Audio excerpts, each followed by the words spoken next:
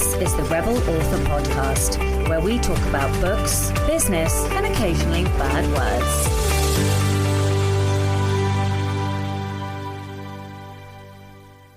Hello, Rebels, and welcome to episode 248 of the Rebel Author Podcast. Today I'm talking to Inessa Sage all about planning and writing a series. But first to last week's comments. So Holly Dunn's episode, A Mac Descendant, said, "Oh my, your to-do list is giving me hives, just hearing all the items. Pace yourself and take care of yourself." So oddly, I had a really good friend message me and say, and I'm now assuming it's the same episode, that they listened to my intro and said that I was doing too much as well. And I did go back and listen to it, but now I'm questioning whether I listened to the right episode. But because I listened to what I thought was Holly's episode and didn't think I was doing that much. But either I listened to the wrong episode or I'm in so much delusional denial about how much I have on that clearly I need to go back and re-listen to it. So after I've finished doing this, I am going to go back and listen to it again for a third time to see, and specifically to listen to all of the action points, because clearly I'm completely fucking delusional about how much I've got on. Okay, Matt said, it's great to hear a fellow Kiwi on the podcast. This was a fun interview with really good, solid information to consider. Thanks for bringing Holly's services to our attention. You are most welcome. Okay, so in personal news and updates then. Wow. So I have been intellecting on writing notes down and thinking about this annual lessons learned episode since April, since I was supposed to have done it. And I have finally gotten lots of words on the page, and it will be coming to you in the next couple of weeks. And when I record and kind of write those episodes, they always give me a moment. Sorry, my cat is scratching like a scratcher. I'm sure you can hear it in the background. They always give me a moment to stop and think and reflect, and that makes me quite thoughtful. So I'm in quite an interesting headspace. The other thing in personal news and updates is that I have started book 3, which is frankly astonishing to me. I have spent more or less my entire career having these periods of time where I write and then lots of time in between. And you might argue that I need that time, and yes, I probably do, but I am working towards a point where I'm doing this so that I can restructure my time and my days for like the rest of the year. So my goal for the last bit of the year is to mostly be wording and being able to have admin afternoons or reading afternoons and just taking a bit more time, being able to go to the gym. I mean, I am back in the gym now, thankfully, but not running 1,000 miles per hour. So the reason that I have started the third book is that in order to be able to do that, I have to be a little bit faster now in order to then have books in the bank that I can then slow release. So that is what I'm trying to work towards. But anyway, the point is I only had a week off between books, which I also found astonishing because I always thought that I took a really long time to outline. Now, I don't know if part of that is because this is the third book in the series, and so I knew this ending broad brush, from the beginning of book 1. So I've been working my way towards this, which means I've had more time to intellect on it. Or I don't know if it's because over the last couple of years, I have been working on my processes, working on streamlining how I work, how I think, and how I generally write books. Maybe it's a concoction of all of the reasons, but suffice to say, I basically outlined in, I think, 3 sessions and a conversation, which is probably the quickest I've ever outlined. Now, I say outline in a really loose way, because I was talking to Helen Scheurer, and she has like 15,000 word outlines. I do not do that. My outline is probably not more than 1,500 words, I wouldn't have thought. But what I do have is the story straight in my head. So I know the action line all the way through the story. And I might have some notes that say X needs to discuss Y with Z, and that is the outline. So I just wonder whether I'm more on the pants end than I realise or anticipate. I don't know. It doesn't really matter. I don't need a label for how I write books. The fact of the matter is that I can do it and I have a process that works for me. But I do find it interesting. I'd always thought of myself as like this die-hard plotter, and then I come across my wonderful friend Helen, who's writing 15,000 word outlines, and it makes me question my whole, are you even an outliner? I mean, obviously I'm an outliner because I can't start unless I know as I know the skeleton.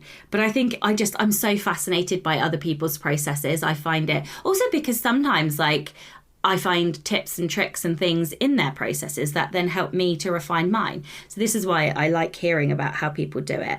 And then obviously I have friends who sit down. I can think of two in my head who sit down with nothing, literally not a fucking thing. And that blows my mind equally because I'm like, how do you know what to put on the page? The biggest, most interesting bit for me is that my coach this last time was because I said to her, this was just before I started the first session, I was like, well, I've got nothing in my head. I can't outline this book. And she was like, sort of smiling and nodding at me. You know that you're about to get your ass handed to you. And she was like, have you actually made any pictures yet? And I was like, fuck. Because of course, if I can't visualise the scene in my head, I can't write. And so off I trotted to Midjourney to make, and Pinterest to find images and make images and all the rest of it and create my sort of digital murder board. Usually I have a physical one, but this time I've just done digital. I usually do the physical ones for the first books in the series. But anyway, and then of course I started outlining. So I find this whole thing fascinating. Anyway, not only did I outline, I have started book 3 and I forgot. It's amazing when you're in the mucky trenches of editing for what felt like 17 years and was actually only 2 weeks, how much and how quickly I forget how much I love drafting. It is my happy place. I am never happier than when I am drafting and writing story, that first draft. And so I started yesterday and hopefully I'll get a couple thousand words today. Not too much because I've got some meetings and things. And this is probably a really long intro. However, I am going to tell you that Crimson Kisses has a blurb. The launch is a month early. 2 months early. It's now coming in July. And I'm going to read you the blurb.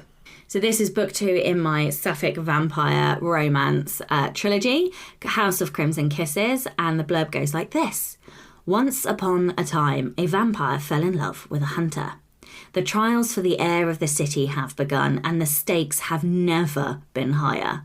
Red, a hunter, is struggling with her growing hunger for blood and the truth of her identity.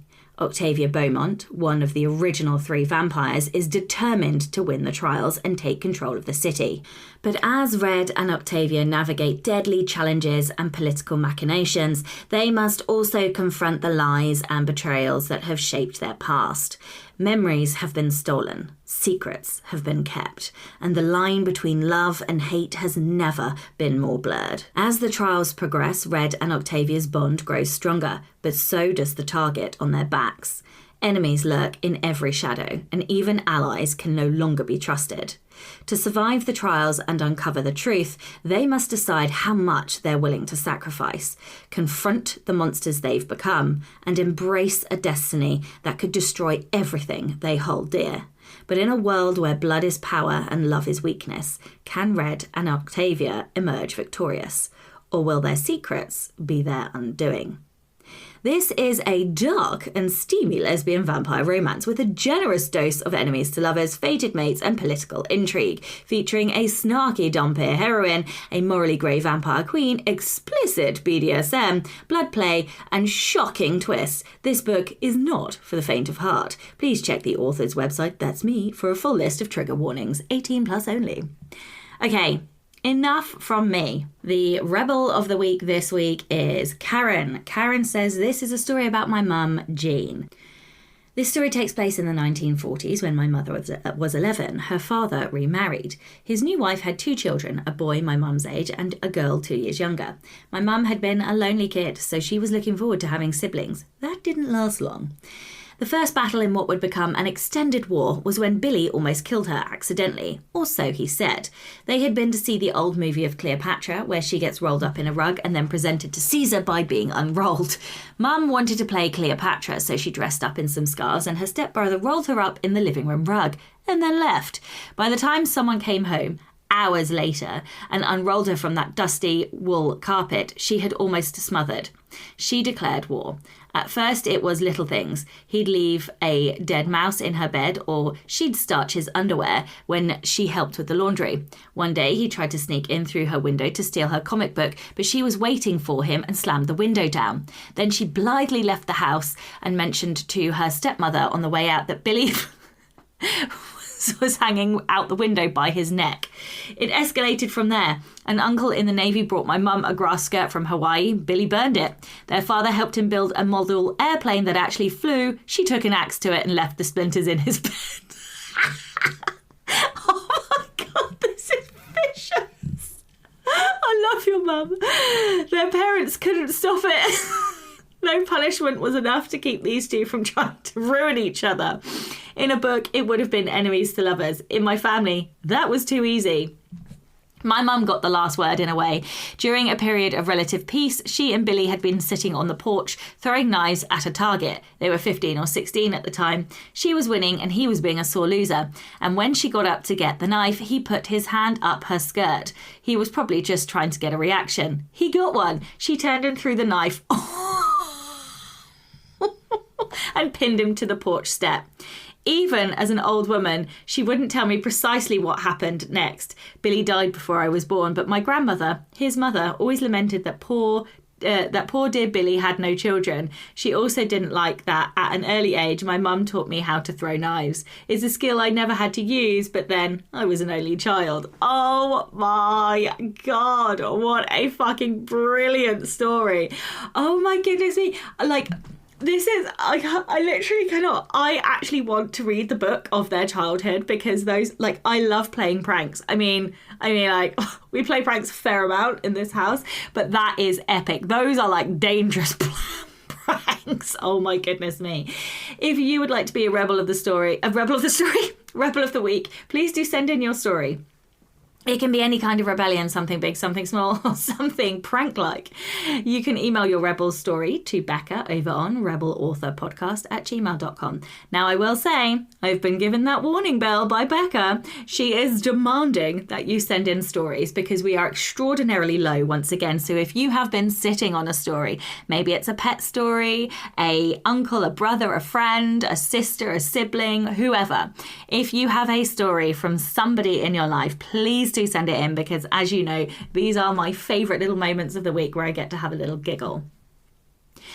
Welcome and thank you to Holly Dunn and Phyllis Kalin. A huge thank you to all of my existing patrons. If you would like to support the show and get early access to all of the episodes as well as bonus content, then you can from as little as $2 a month by visiting patreon.com/Sasha Black. Tonight we have the masterclass on middle grade fiction.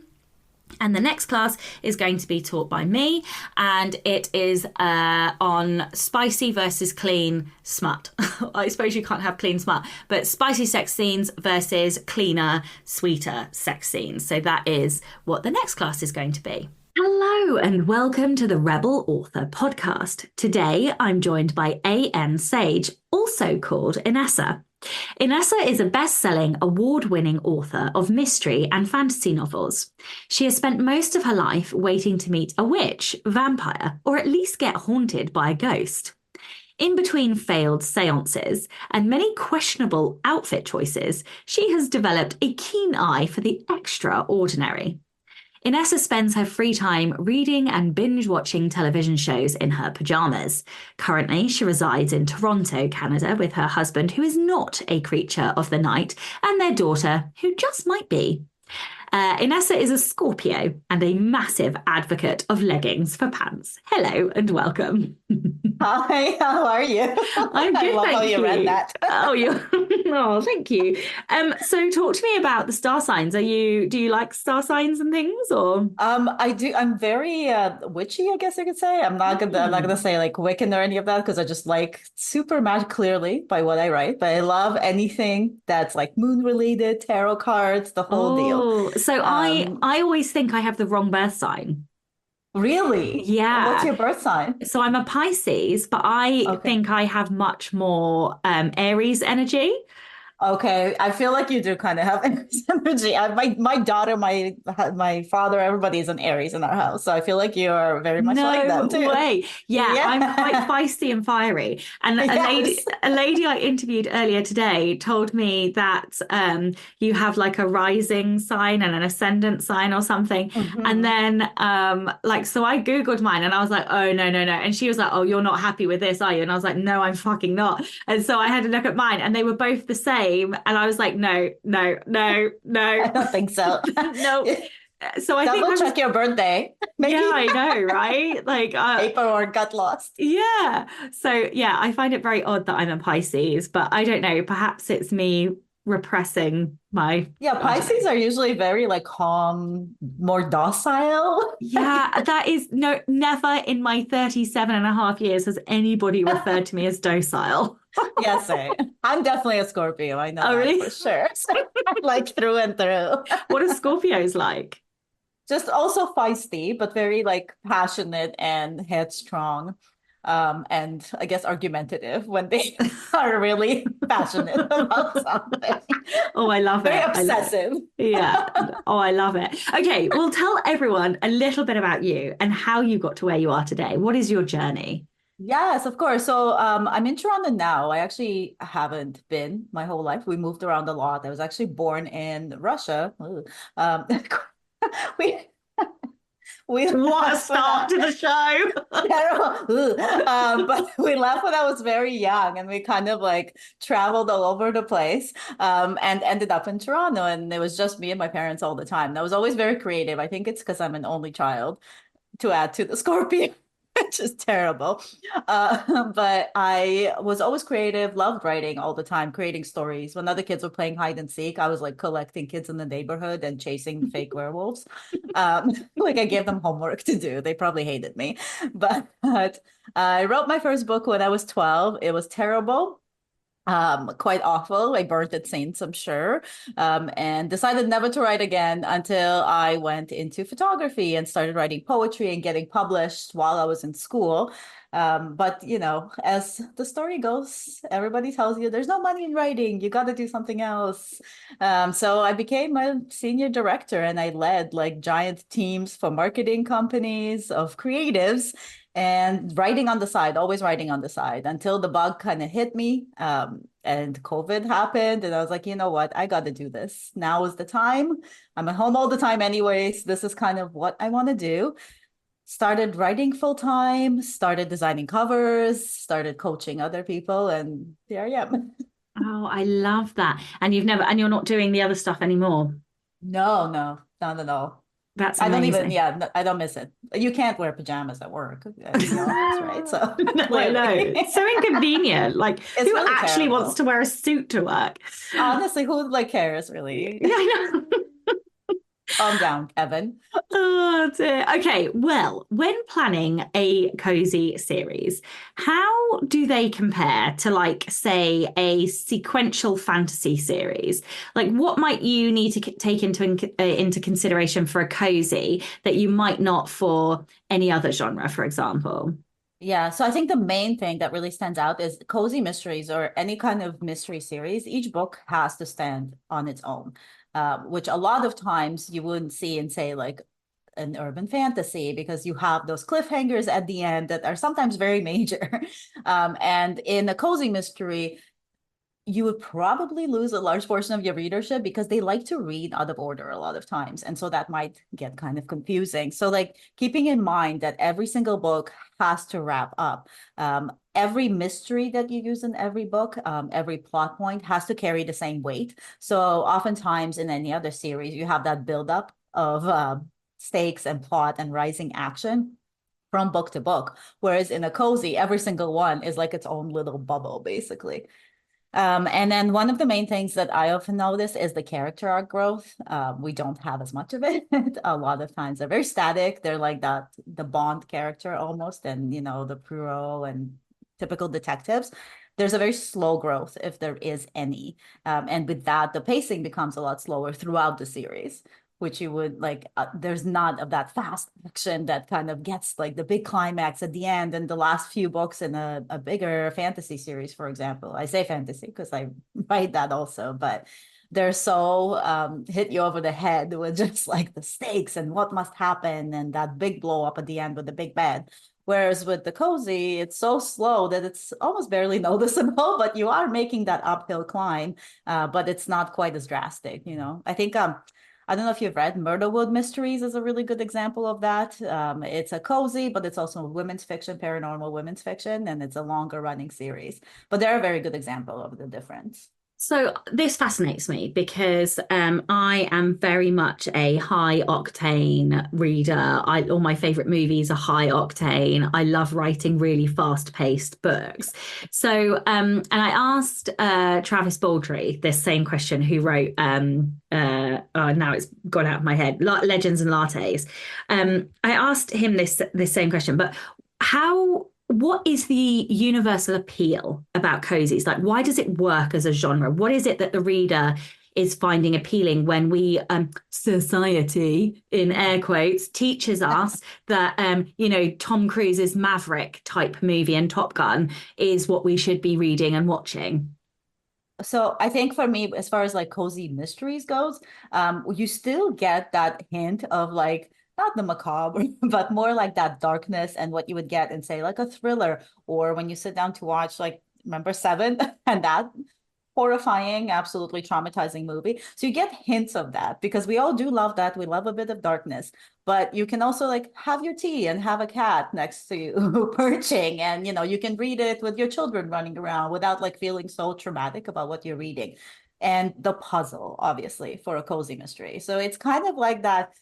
I picture myself like wrapped up in a blanket, just sitting, like cup of tea, there's like animals around, and it's just like this like nostalgic feeling of home, but with a bit of darkness. So, with your heart racing a little. I often see cats on the covers of cozy Yes. books. Are animals important? Why do they need them? What role, what kind of plot device role are they playing in the books? Like, can we just ignore the animals, or do we need one? So some books you somewhat can ignore. You don't have to have an animal. Like I have a raccoon, and like nobody really wants to hug a raccoon. I mean, I do, but I'm weird. But so you don't. I've read cozies with birds and even snakes sometimes. So you don't have to have necessarily an animal. If you do have an animal, there's two ways you can treat it. So the animal can either help directly, so they can be like an animal detective, basically, because they have senses that you would have as a human, right? They can sniff stuff out, they can dig things up, they can bring stuff to you. That would be a clue. They can lead you places if they're little rascals.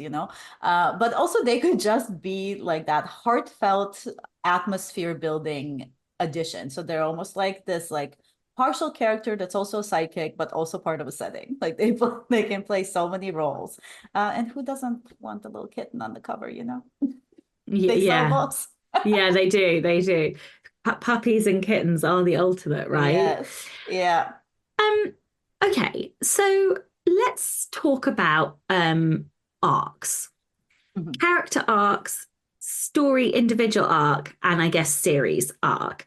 You've mentioned that quite often the characters are static. So let's start with the character and then I'll come to those later questions, the Yeah, for other sure. two arcs.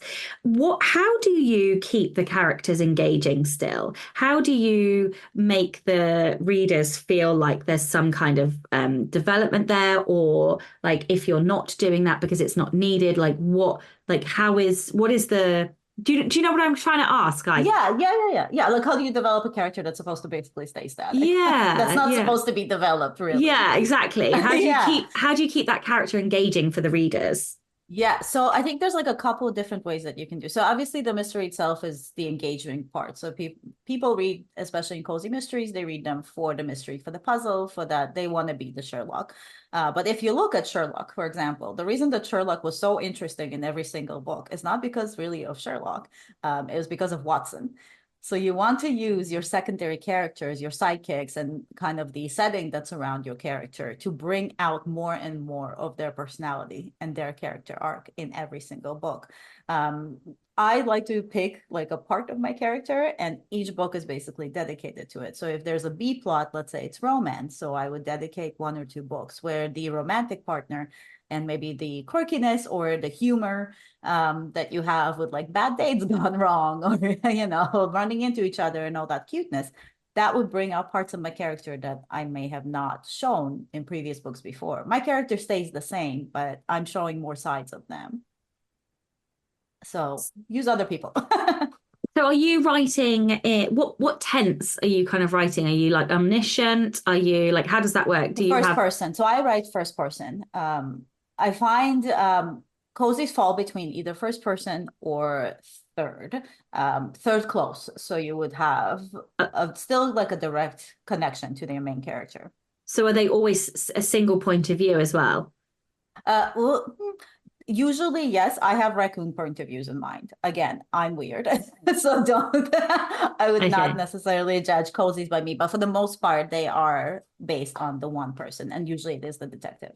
So I was just wondering, because obviously you'd mentioned like doing character development through the other characters, and so how is that seen? Is it seen through the eyes of the protagonist or seen through the eyes of So that character? yeah, so it would be the eyes of the protagonist, but there would be a lot of dialogue. You would have like bodily interactions. Humor plays a really big role in that. So if you want to, like, if you're using humor and you're injecting that into your scenes, so you could have like slapstick humor or conversational humor between the different characters. And this is where like the cozy town setting really comes in because you have a lot, like you have a big cast to play off of, especially in cozy mysteries. So there's a lot of people that could show your character in different ways. How, just in terms of like the structure of the books, like how long are they? Are they long books? Are they short books? Like, how long a series on average? Because obviously, like with fantasy romance, which is what I write, they're quite often trilogies. Sometimes there'll be four. You don't often see any that go above. You'll see a few that are five, but not many more than that. Yeah, see, this is where it gets like really funny because with cozy mysteries, I mean, they could go on forever if every book is a standalone. But usually what I found is 6 is a good number as just a starting point. And I've seen series go as far as like 30, 40 books. So some of the longer, yeah, they become almost like TV shows. So if you think of like Supernatural, Doctor Who, like all of those where they run forever and there's always something like a mystery to solve. Um, so yeah, like Nancy Drew, all of these. You can take them pretty far, but 6 is usually like a good minimum. How do you finish a series? Like if you've got a character that's not going through developmental arcs like you would see in a fantasy book, for Mhm. example, what is the conclusion to a cozy series The like? wrap up. Yeah. Yeah. So you could still have an overarching kind of tie and thread between them. Um, Usually that involves either like a narrative thread where like your character goes through like a B plot, like a romance or friendships being formed or found family or any of that. But a lot of times it's also another mystery that's kind of always in the background. And so you could go through several, obviously, if you have 30 books, you wouldn't just solve the one mystery. But for a 6 book series, you can have an overarching mystery that gets solved throughout, and then you finalize the last book as the solving of this main mystery. Have you ever watched the TV show Monk? Yes. Is that a Yeah. cozy? Yeah, I would say Oh my it God. is. I would Yeah. 100%, yes, Yeah. I would Okay. 100% agree that that's a cozy. Okay. All right. Okay. I get it now. My wife is fucking obsessed Obsessed. with Monk. She It's has great. literally binge watched it from season one, and she's finally, to my Yeah. absolute delight, on the last series. Thank God, because I'm gagging to get back to Succession. Um, But she is, because I did not, anyway. But what made me think of it is that we've kind of been working towards the end of this bloody TV show, and she wants to know whether or not he solves the mystery of his wife's murder, and we're both assuming that it's going to be the very last episode. But that kind of makes me think of that. So, okay, wow, that's so cool. So like that's like the little threat, and like every episode, right? It answers like the way that I look at it. You can still watch every episode out of order, it doesn't matter. But there's that one question at the beginning that relates back to the main big mystery, and it gets answered, but you still haven't solved the mystery, right? So it's always like pulling people forward. Okay. All right. So let's talk about mystery then. How what are some strategies you use for like planting breadcrumbs, foreshadowing future events in a cozy? Like how do you create a good mystery?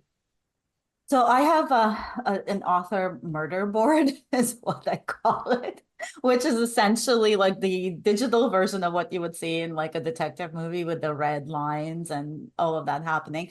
I would normally start with the victim. I would figure out, it's kind of like playing the game Clue, where, it was in the library with the candlestick, the whole thing. But you kind of want to make sure that everybody is somehow connected to the victim, and that they each one have motive towards wanting to murder, because usually murder is the mystery, or to steal, whatever the mystery might be.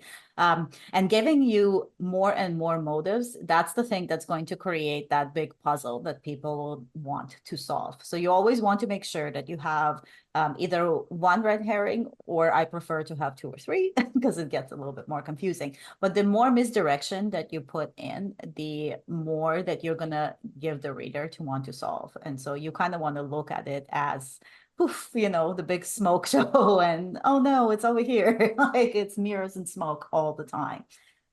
Talk a little bit more about the murder board. What, like, is that your main like technique and tool to kind of keep track of the breadcrumbs and the plot points and the character arcs and stuff? Like, how that seems like you have a board for one book, but what on earth happens when you've got like 6 with a series? Right. How do you do it for the series? So series Bible. So I always have a series Bible. When I start writing the first book, I don't wait till I finish writing the first book. Every time I write a chapter, if there's something important in it, I would fill it out. So like I have a separate section for every character. I divide them up by subset, by victims, by the different motives as well, so that I don't repeat or cycle through those, because you don't want to have like the same thing happen over and over again. Basically, you want to. I have a section for research where I look at like true crime and things that happen in real life and kind of like drop them in there. So I always have something to pull from. And then just constantly updating all of that. I also use my phone a lot. I text myself things like as I'm writing or as I'm reading other books. If something comes up, I'll text myself and I'll add it to my series Bible to look at later. So you've just given me a really good idea, because so I write smut basically. Yes. And I have now for published the sex scenes? Yeah. So I've published 35 lesbian sex scenes, and I was like, I came to write this book and I was like, oh my God, like have I done this? Have I done this? Have I done this? And I'm like, where else can they bang? Like, so but actually I have a reader who tabs all the sex scenes. So I'm gonna go and ask her to send me all the screenshots so that I can write down and then I'm going to go tab them myself, I think, and go and have a look at where they all are and just like write myself a little summary so that I have got like a table of the type of sex scenes that I've already used. Like that's such a fucking good idea. Because then you don't recycle. No problem. And then what you can also do is you can, they've done this, but like what if they do this, but over here now and right this way, right? Exactly. And so this was one of the reason, in fact, this same reader actually had mentioned that I had done a particular kink twice. And I was like, oh, fuck. Like, I wish I hadn't done that. But like, we forget, right? Like, if you've written so many, you can't bloody remember. So I was like, okay, I promise that the next series won't have that kink in it, like at all. I'm not going to do that at all.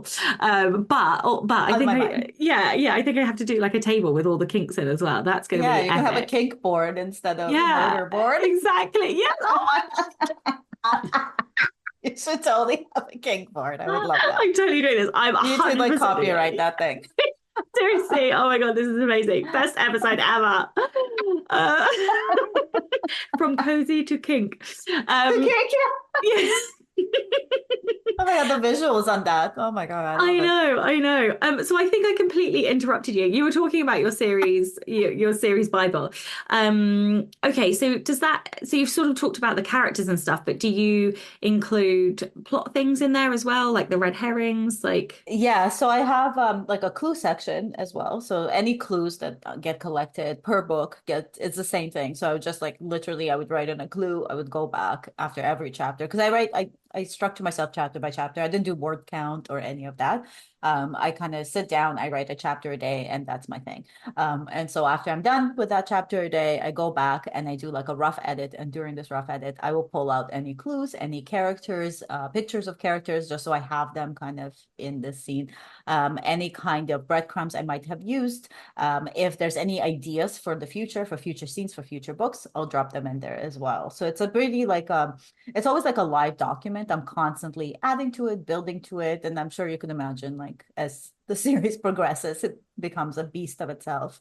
But I will say one thing as a tip: if you are building a series Bible, don't build it outside of where you write. So I know it can be like I tried doing something where I've used like a different platform that's specifically for series Bibles, and it was really cool, but they never checked it and I never updated because I wrote and say Scrivener or Dabble.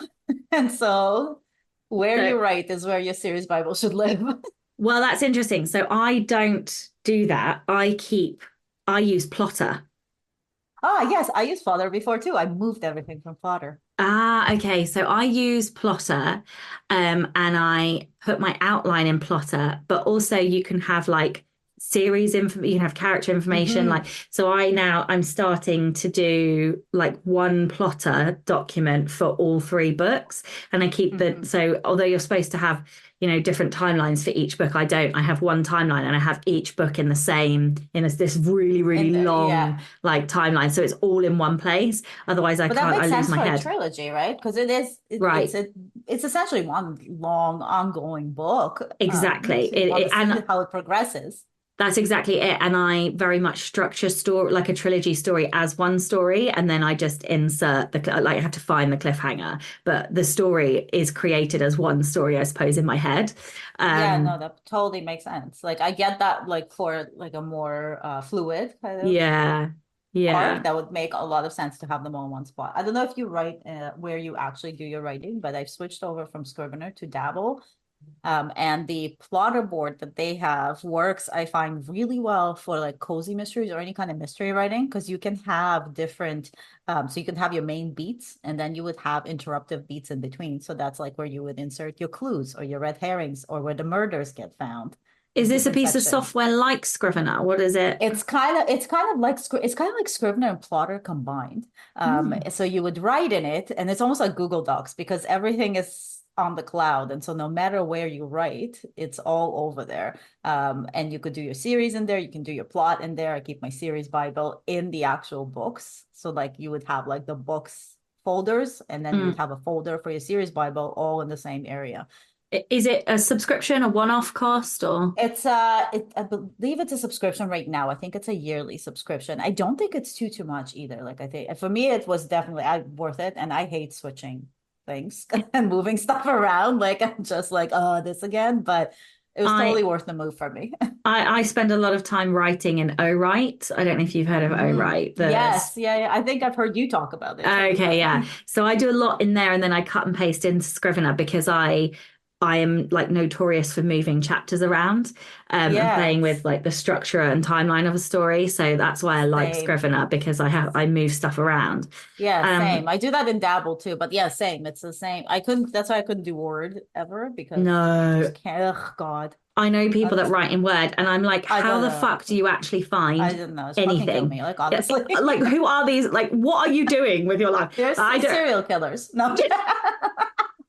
I'm laughing because my work wife, she writes in Word, so she's gonna have a right Oh, I giggle can't. listening to this.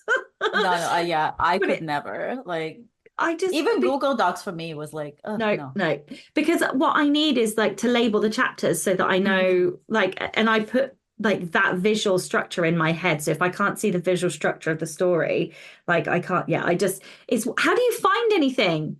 Like, I how do know. you, I I don't, anyway, to this is not control a F, I rant. guess. I don't know. It's just it's a rant on Yeah, Goodreads. it is a rant. We're just ranting now. Um, okay. What about the pros and cons of like plotting versus discovery writing when it comes to writing a series like a cozy? Like, is there one that cozies lean more towards? Like, how do you function if you're trying to insert clues and stuff and you Right. haven't planned it in advance? Like, is there anything when you start a cozy series that sort of about the later end of the series that you need to know in advance, or? Yeah. So I think I'm definitely a plotter. That's just a personal choice. I do know a lot of mystery and thriller authors who are pantsers, and I have no idea how they do it. They're geniuses as far as I'm concerned. But I think the difference is with one and the other is that you would inject your clues in the editing stage if you're a pantser. So you would write the whole thing out and you kind of have to backtrack and see like, okay, so I did this. Now, how do I insert the clue? How do I introduce that? How do I fix the red herring? For me, editing is basically like one of the seven wonders of hell, and I absolutely hate it. So I would like to do less of it, which is why I plot. I figure out my clues. I still insert more clues after, and I still backtrack. And I leave space a lot of times for the actual killer and the villain to change because more often than not, that is the one thing for me that changes towards the end. But I would say if you are writing a cozy and you don't want to do too much on like the editing side of things, try to at least plot out like who the murderer is, figure out your actual, what you want to know for sure is the victim, the people who are the suspects, like the how, the why kind of, and have that in place. You don't need to know necessarily how things are going to end, I would say. I don't think that's a necessity. I think you can discover that as you go. But I think knowing who you're going to interview, who the suspects are, will help you as you're like planting clues as you write. Are there any other kind of pitfalls or mistakes that you see writers making? For pantsing or plotting, or just No, like in general? I think in general for cozies. I mean, maybe planning the Hmm. series, any other mistakes that people make with kind of series, like Yeah. and or cozy specifically. Yeah, I think overplotting, like not giving yourself room to make changes is a big one because I think it's like I see people a lot of times, especially when they're first starting out with a longer series and they're not used to that.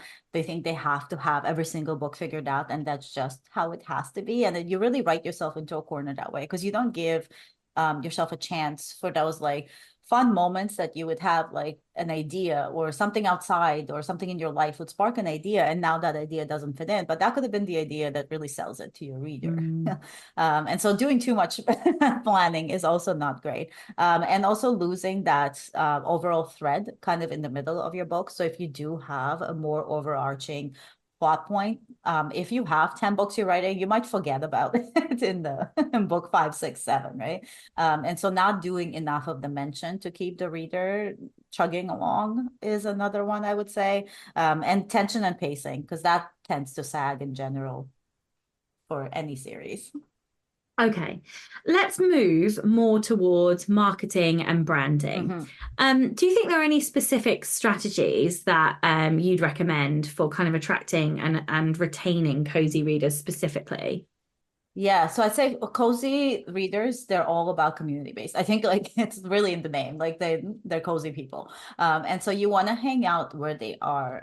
I don't normally promote on like TikTok. I don't think TikTok is really the place for cozy mysteries from what I've seen, but Facebook really tends to be. There's a lot of Facebook groups that are specifically for cozy mystery readers, and they have very active parties that they throw and author takeovers. Usually when I do it author takeovers, I see like a huge spike in sales in my books because people are really supportive. They want to know new authors there, and they're very like hungry readers. And so they're always willing to take a chance on new authors, which is rare. Yeah, it is rare. Do you like the thing that I've heard about cozies, and please do correct me if this is wrong, is that they tend to sell cheap, and therefore you need lots of them, and they tend to run a little bit on the shorter end. Is that kind of still the prevailing model, or is it So shifting?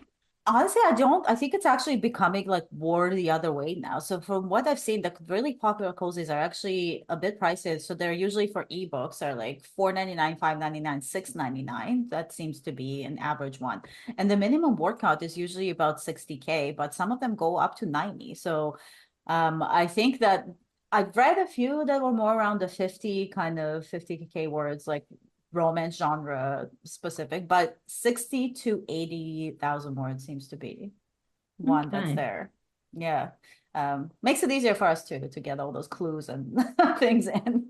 Yeah, absolutely.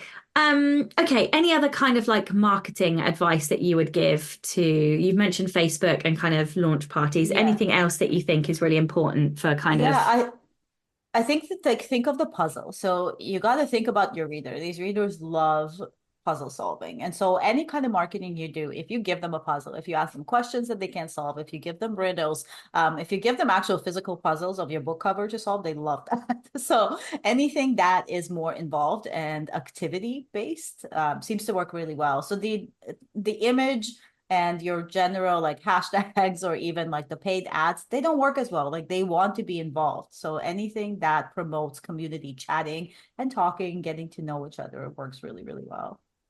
okay, fantastic. Well, this is the Rebel Author Podcast. So tell everyone about a time you unleashed your inner rebel.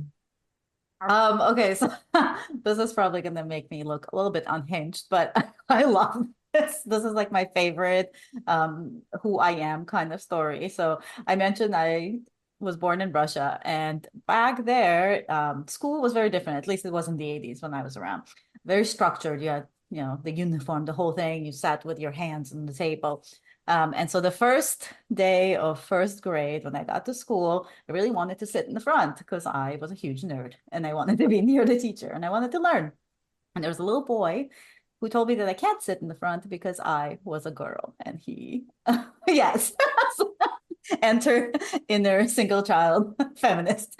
And so Scorpio. Don't forget that Scorpio. one. Oh, yeah, Scorpio. Exactly. And so I did not agree with that. And I decided that the best way to solve that was to kick said poor boy straight in the nose and just yell no. Oh my God, Parents I were love called, it. blood was everywhere.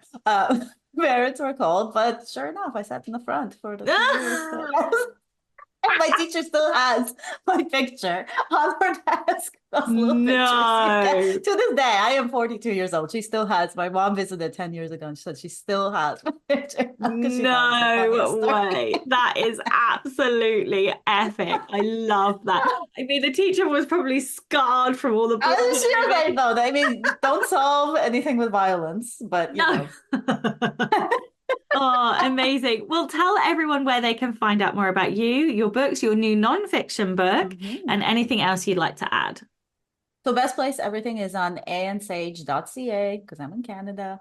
And that's where you find my books, any kind of new information that I have. I also hang out a lot on YouTube. I have a channel there and I kind of talk about all kind of writerly things and lots of tips, advice, templates, tech, gadgets, all that nonsense. So those are the two best places. And it's Anne Sage Writes on YouTube.